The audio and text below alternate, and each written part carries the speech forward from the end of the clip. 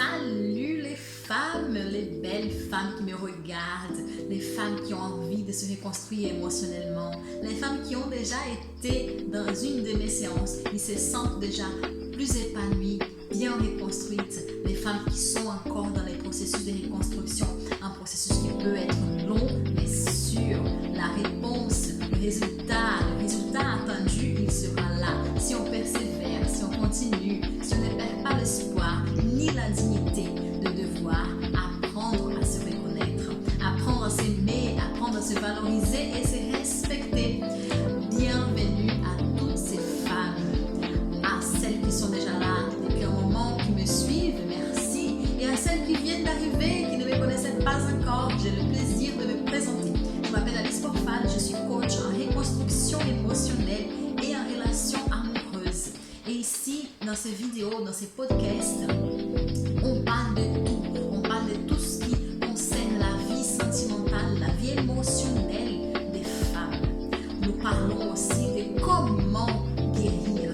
Oui, guérir, parce que des fois, nous pouvons même tomber malades à cause de ce déséquilibre émotionnel que nous avons. Donc ici, nous allons apprendre tout ça.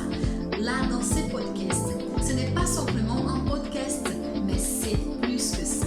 Ce sont des cours où vous devez vraiment prendre note. Donc, où est votre cahier et votre stylo? Ils sont déjà prêts. Vous êtes prêtes, les femmes, à apprendre encore une leçon qui va vous aider, vous élever et vous aider à vous voir dans le miroir d'une autre façon. À vous voir dans le miroir une femme guérie, une femme qui est capable de dire non, une femme qui est capable de s'assumer, de s'affirmer devant les difficultés, devant les imprévus, mais aussi devant ses envies. Donc, aujourd'hui, nous allons parler de dépendance, carence affective. Ah oui, c'est quelque chose qui touche beaucoup de femmes et des fois, elles ne savent pas qu'elles sont dans cette carence affective. Vous savez, quand nous sommes un peu, nous nous sentons faibles physiquement, que nous allons voir notre médecin généraliste, notre médecin de famille, quand il nous regarde, il ne va pas nous dire vous êtes anémié. Non, qu'est-ce qu'il fait? Il va nous dire de faire un bilan sanguin. Et dans ce bilan, ils vont faire des recherches. Ils vont identifier qu'il y a peut-être un problème, que vous êtes anémié. Donc, ça veut dire, si vous êtes anémié, vous êtes peut-être en carence de quelque chose dans votre organisme, de quelques nutriments, de quelques protéines, je ne sais pas, je ne suis pas médecin, mais vous êtes en carence de fer, vous êtes en carence d'autres choses. Mais quand le médecin il va identifier ce problème, il aura le résultat de l'analyse dans ses mains. Qu'est-ce qu'il va faire? Il va vous prescrire un traitement pour que vous puissiez justement vous rétablir votre corps. Pour les émotions, c'est pareil, sauf qu'on ne fait pas un bilan sanguin pour savoir si nous sommes en carence émotionnelle. Mais il y a des signes qui montrent, des symptômes qui montrent que nous sommes en carence émotionnelle. Notre comportement parle pour nous. Notre comportement va avant nous-mêmes. Parce que avant d'être qui je suis la façon dont je me comporte. Malheureusement, ce que je montre, c'est ce que les personnes qui sont à l'extérieur vont voir de moi. Mais Alice, je ne suis pas comme ça. Je ne suis pas une femme faible, mais je n'ai pas comme ça. Je n'ai pas trop envie de rentrer dans des conflits. Alice, vous voyez la posture, la tonalité de votre voix, la posture que vous assumez.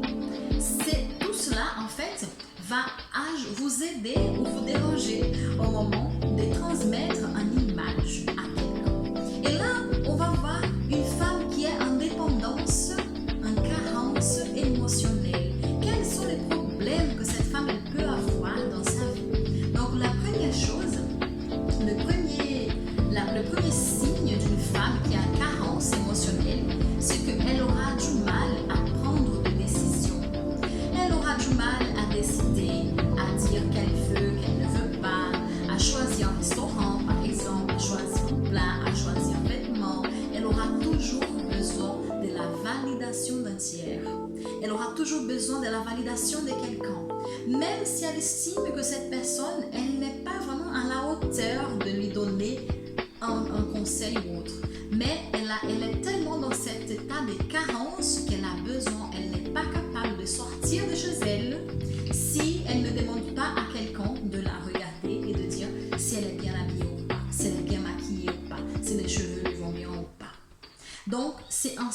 de carence affective très alarmants. Mais ce n'est pas tout, il y a tout un ensemble, d'accord? Pour que le médecin généraliste puisse vous dire d'aller faire un bilan, il faut qu'il fasse l'étude complète de votre cas. Il faut qu'il analyse petit à petit ce que vous faites, les informations que vous donnez. Et pareil pour cette reconstruction émotionnelle. Pour que je puisse identifier si je suis ou pas en carence affective, il faut voir l'ensemble de la situation. Un autre signe qui est très fréquent chez les personnes qui sont en carence émotionnelle, c'est qu'elles ne sont pas capables de prendre ses propres responsabilités, que ce soit financières, amoureuses, dans le foyer. Elle n'est pas capable d'assumer ses responsabilités. Elle aura toujours besoin de quelqu'un qui soit là pour l'épauler, pour l'aider, comme si elle avait vraiment cette dépendance, elle était toujours attachée. Une femme, par exemple, qui a une dépendance, une carence émotionnelle, cette femme, elle va dépendre des fois financièrement de son mari, de ses frères et sœurs, de ses parents. Même si elle travaille, elle ne saura pas comment gérer son argent. Elle travaille, elle gagne bien sa vie, mais à chaque fois que la fin du mois arrive, elle est endettée parce que tout simplement, elle n'a pas su gérer. Elle n'a pas su équilibrer ses dettes. Elle n'a pas su équilibrer sa gestion financière. Donc cette femme, c'est une femme qui ne sait pas gérer ses finances. Elle est toujours endettée, elle a toujours besoin de l'autre, elle a toujours besoin de quelqu'un pour qu'elle se sente en sécurité financière, émotionnelle et dans sa vie de famille. Après, nous avons aussi un autre signe qui est très fréquent. C'est cette personne, elle évite de créer des désaccords. Elle va éviter tous les types de désaccords. Même si elle est là dans un moment où elle n'accepte pas telle ou telle chose, mais elle sera incapable de se prononcer contre celui avec qui elle n'est pas d'accord. Et cela peut justement se tourner vers un grand danger pour une femme surtout.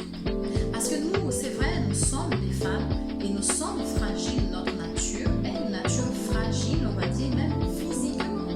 Si on compare le physique, la force physique d'un homme et d'une femme, pas de la femme qui fait le physique-culture, je sais pas, physique-culture, je sais pas, les femmes qui lèvent les poids là, qui sont fortes, bien musclées, c'est pas mon cas, mais qui sont bien musclées. Donc, ces femmes, elles ont beaucoup de force, c'est vrai. Elles s'entraînent, mais elles s'entraînent. C'est l'exception, ce n'est pas la règle. La règle, normalement, les femmes, même si elles sont fortes psychologiquement, elles sont fortes émotionnellement, elles sont fortes personnellement, mais la force physique n'est pas, on va dire, comparable de manière naturelle à la force d'un homme. Donc une femme qui ne sait pas s'affirmer, elle ne veut pas entrer en désaccord avec son interlocuteur, peut être un grand danger pour elle. Parce que imaginez que cette femme est dans une relation abusive et qu'elle n'arrive pas à être en désaccord avec cette personne qui abuse de sa bienveillance. Donc cela, elle donne la possibilité à cette personne d'entrer et de faire tout ce qu'elle veut dans sa vie, de la manipuler, de faire en fait d'elle un petit jouet. Il joue, il s'amuse et après il part. Et cette femme n'est pas capable de dire non. Elle n'est pas capable de dire je ne suis pas d'accord avec ce type de comportement. Je ne suis pas d'accord avec ce type de situation. Ça ne me convient pas. Tout ça parce qu'elle a peur. Les peu qu'elle a, elle pense que c'est suffisant pour qu'elle puisse être rassaisie. Mais ce n'est pas vrai. Parce qu'au fond d'elle, elle aura le réservoir d'émotions tellement vide qu'elle va se noyer dans ce vide émotionnel qu'elle aura. Une fois qu'elle se rend compte qu'elle aurait pu être en désaccord pour son bien-être, pour sa santé émotionnelle ou même physique. Il y a aussi autre signe très commun d'une femme qui est en dépendance, en carence affective. Elle a du mal à démarrer des projets ou à faire les choses qu'elle a envie. Elle a du mal. Les femmes en carence affective, elles ont toujours plein de projets. Elles ont toujours envie de faire beaucoup de choses, mais elles ne font rien. Elles trouvent toujours une excuse qui l'empêchera de conclure ou de commencer un projet. Et même quand elle commence, difficilement elle va finir ses projets. Tout simplement parce que le projet, son projet personnel, ne sera jamais sa priorité. Vous vous rappelez du signe qui est venu tout de suite avant celui-ci? Donc le signe qui est venu avant, c'est que c'est une femme qui n'aime pas entrer en désaccord. Donc imaginez une femme qui est mariée, par exemple, qui a un copain et qu'elle décide de faire du sport. Elle décide de faire du sport et le jour où elle va faire son sport, parce qu'elle a décidé, là, elle voulait faire cela, lui, il l'invite à sortir, il l'invite à faire quelque chose. Comme elle ne sait pas dire non, elle ne sait pas être en désaccord, elle va préférer annuler, se priver de faire du sport qui va faire du bien pour sa santé, se priver de faire quelque chose qui va la rendre heureuse pour son bien-être physique, émotionnel, spirituel. Elle va s'annuler en fonction de l'autre. Elle ne va pas donner la priorité à ses projets personnels, mais elle va mettre en avant la priorité de l'autre. Donc elle aura du mal à commencer un projet et à le continuer, à le finir. Il y a aussi un autre signe. Elle se sent complètement anxieuse. Anxieuse quand elle n'est pas près des personnes qu'elle estime qui peuvent prendre soin d'elle. Et là, nous avons cette dépendance affective. Nous la voyons en fait dans les couples, par exemple, ou même en famille ou entre amis. Je ne sais pas si vous avez déjà connu des amis qui sont extrêmement possessives, jalouses. Cette jalousie n'est pas plus qu'une dépendance, une carence affective. Une personne qui n'est pas capable de se rencontrer, se retrouver toute seule et être heureuse, contente de sa propre compagnie. Une personne qui n'est pas capable de se sentir bien avec elle-même, elle aura toujours besoin d'être collée, mais collée d'une manière parasitaire, comme un parasite sur quelqu'un d'autre. Et quel est le problème que cela peut engendrer? Le problème, c'est que dans une relation amoureuse, par exemple, elle va étouffer la personne qui est avec elle. Et cette personne, si elle a le minimum de santé émotionnelle, elle va faire quoi? Elle va partir. Et au moment où cette personne dit stop, je ne veux plus, je ne te supporte plus, en fait, je ne supporte plus ces crises de jalousie. Il faut que je respire, il faut que je me sente libre. Libre pour faire ce que je trouve correct, libre pour faire du sport, libre pour faire un loisir, libre pour aller, je ne sais pas, voir mes amis. Je parle d'une relation entre un copain, voilà, un copain, un petit ami, mais je parle ici, je ne parle pas trop du mariage, d'accord? Pas trop du mariage, parce que le mariage, c'est un accord qu'il faut faire, donc c'est autre chose. Mais là, on est dans un autre sujet, dans cette dépendance affective, dans cette carence affective. Donc, il faut qu'elle laisse à l'autre le temps de respirer. Et cette personne, elle ne laisse pas à l'autre le temps de respirer. Parce qu'elle pense que si elle n'est pas près de quelqu'un qui peut l'assurer cette sécurité dont elle a besoin, elle est capable même de mourir, de sentir qu'elle va mourir, de se sentir tellement faible, tellement abandonnée, que cela va vraiment la blesser et elle va souffrir. Elle va souffrir parce qu'elle ne peut pas voir. Le pire, c'est qu'elle va voir que les autres, ils arrivent à être heureux quand ils ne sont pas près d'elle. Et elle n'accepte pas cette joie de l'autre parce qu'elle va se dire, regarde comme il est méchant, ou elle, comme elle est méchante. Moi, je suis là toute seule et personne ne prend cela en compte. Personne ne prend en compte ma solitude. Et malheureusement, la plupart des personnes qui sont en carence affective, elles ont une grande souffrance émotionnelle parce qu'elles ne savent pas en fait comment exprimer cette souffrance. Et soit elles vont exprimer cette souffrance, cette émotion qui sera touchée, qui sera la tristesse ou même la peur, d'accord, ou même la colère, cette émotion qui va se transformer au fond de soi-même. Elle ne saura pas comment l'exprimer. Soit elle sera agressive, soit elle sera une personne, elle aura une mauvaise humeur quand elle va rencontrer d'autres personnes. Enfin, ce n'est pas bénéfique en fait d'avoir cette carence émotionnelle et cette carence émotionnelle toujours là en train de nous déranger, nous empêcher d'avancer. Autre chose qui va se passer, c'est que cette personne, elle va se rendre spontanément responsable de ce qui ne va pas. Au travail, par exemple,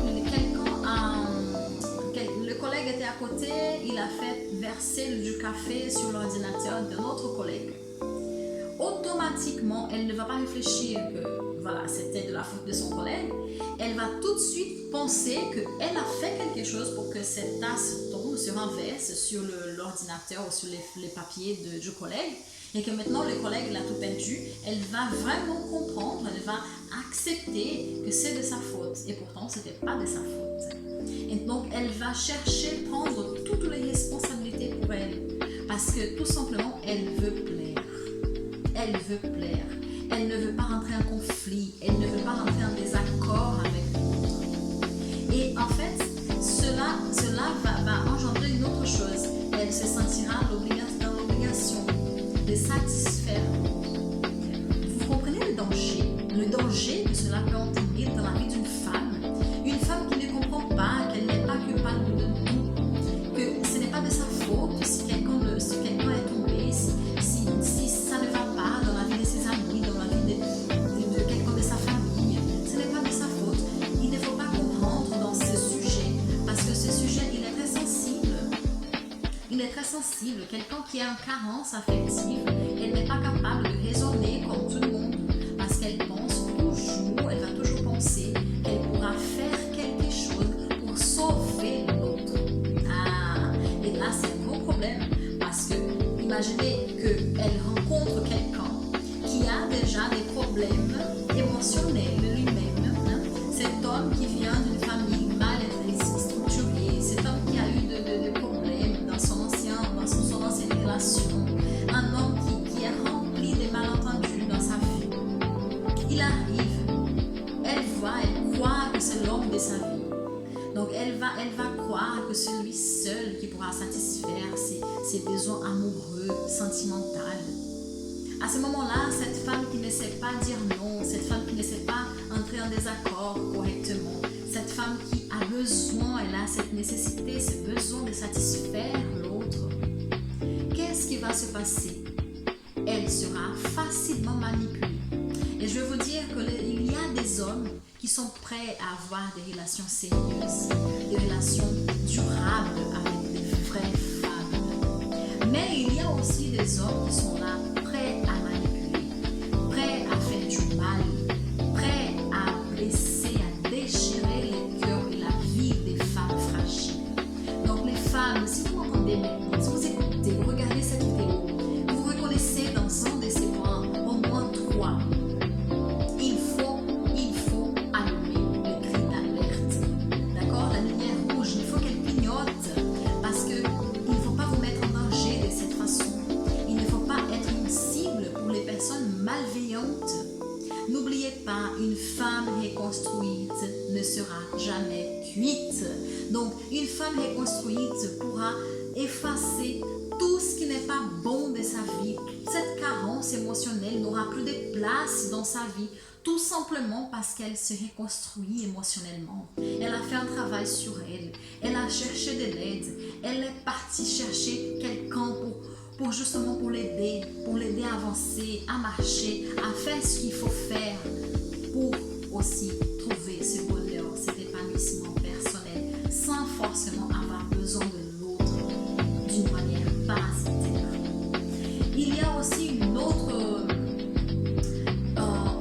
signe qui est très important aussi. Donc, comme on a dit, elle a vraiment ce besoin de l'approbation de l'autre, parce que cela lui apporte du réconfort. Une femme qui est en carence émotionnelle, elle veut changer ses cheveux, par exemple. Elle veut se faire couper les cheveux. Elle a vu dans un magazine, elle a vu qu'une dame qui avait le même type de cheveux qu'elle s'est fait courte. Elle a des cheveux longs, mais elle est tellement incapable de prendre des décisions toute seule. Elle a besoin de ce réconfort. Elle va se faire couper les cheveux.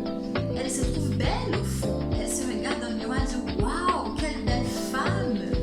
Mais si elle arrive chez elle ou au travail et que personne ne remarque ces changements, personne ne lui fait un compliment, pas parce que c'était pas beau, tout simplement parce que les personnes étaient occupées en train de faire autre chose, tout de suite elle va penser que ce qu'elle a fait n'était pas beau. Ce qu'elle a fait là, c'était la plus grosse erreur de sa vie, de se faire couper les cheveux. Mais pourquoi je me suis fait couper les cheveux? Personne ne m'a fait un compliment. des changements. Donc cette personne, elle pourra rentrer peut-être dans un état de tristesse, de souffrance, de lamentation. Donc, être de cette façon, ce n'est pas bénéfique, ni pour votre santé émotionnelle, et moins encore pour votre santé physique. Parce que vous savez, il y a la médecine chinoise qui nous dit que les émotions, elles ont une influence directe avec nos organes. Donc, si je suis triste, il y a quelques organes qui sont touchés, ça dépend de la personne. Si je suis toujours en colère, si je garde toujours de la tristesse, il y aura toujours un organe qui va payer en fait les prix de cette non-expression de mes émotions. Et après, pour finir, en fait, cette personne, elle sera incapable de défendre son opinion et de mettre des limites, de mettre une barrière et dire non. Là, à partir de là, c'est mon espace, tu ne me montres pas. Elle est incapable de dire non. Une personne, une femme qui est dans cette carence affective, au travail, elle aura toujours beaucoup de choses à faire parce qu'elle ne saura pas dire non. Elle ne pourra pas s'organiser parce qu'elle ne saura pas dire non. Elle va faire son travail et le travail du collègue et de l'autre collègue parce qu'il y a des personnes qui vont profiter de cette bienveillance, de cette carence affective que cette femme est là. Donc les femmes, observez, regardez bien votre comportement. Faites un bilan de comment vous vous comportez. S'il faut, demandez à ceux qui sont autour de vous, à votre entourage, des amis, des personnes de votre confiance qui vous diront la vérité. Et soyez prêtes à entendre cette vérité parce que des fois, nous sommes tellement en carence affective, dans cette tristesse émotionnelle, dans cette carence émotionnelle, que tout simplement, on demande des choses et les personnes nous disent la vérité. Et qu'est-ce qu'on fait? On est en colère contre la personne qui nous a dit la vérité. Il faut apprendre à être ouverte et écouter ce que les autres ont à nous dire quand nous posons des questions. Parce que trop souvent, si cette personne est de votre confiance, si une personne vous dit 2, 3, hey, réveillez-vous, l'alerte, la cloche, elle doit sonner et de se dire, il faut que je fasse quelque chose pour mon bien-être personnel, spirituel. Dieu ne vous a pas créé pour que vous soyez dépendante d'un homme, dépendante des humains. Dieu vous a créé pour que vous soyez, lui, dépendante de lui tout seul. C'est lui le seul capable de vous rendre en fait heureuse et de vous épanouir complètement. Si vous voulez être dépendante de quelqu'un, il faut être dépendante de Dieu, mais pas de l'homme. Pas d'une personne comme vous. Les personnes comme vous, elles ont aussi leurs failles, elles ont aussi leurs fautes, elles ont aussi leurs fautes de caractère. Et c'est naturel parce que nous vivons dans un monde de péché.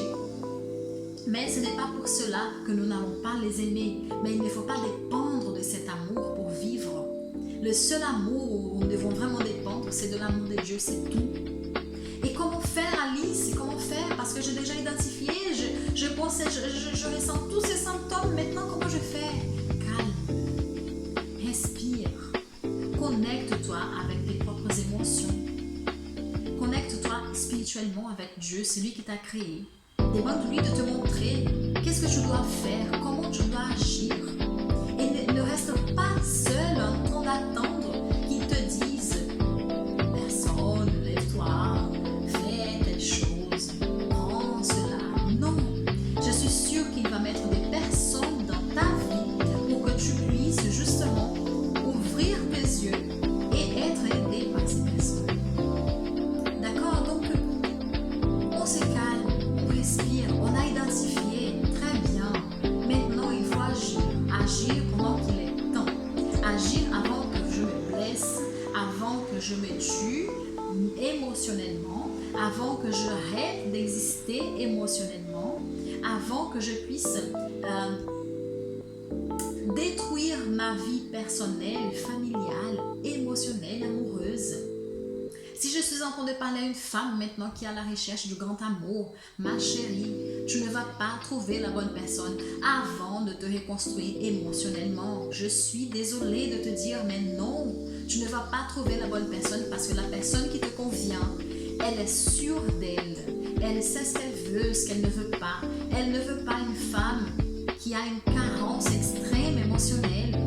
Elle ne veut pas être prisonnière dans l'amour qui est là